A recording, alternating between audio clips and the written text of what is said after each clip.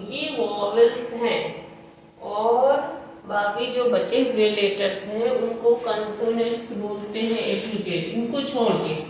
ठीक है, अब जब दो कंसोनेंट के बीच में ओ आ जाए, क्या आ जाए? ओ, तो उसका साउंड निकलेगा आ की मात्रा।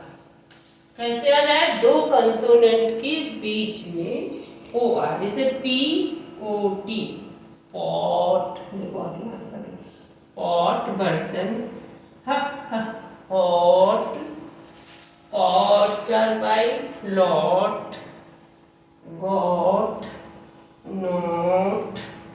मतलब जो भी कंसोनेंट बचे हैं वॉवेल्स को छोड़ के उनके बीच में, वर्ड के बीच में, दो कंसोनेंट के बीच में ओ आएगा तो उसका प्रोनाउंसिएशन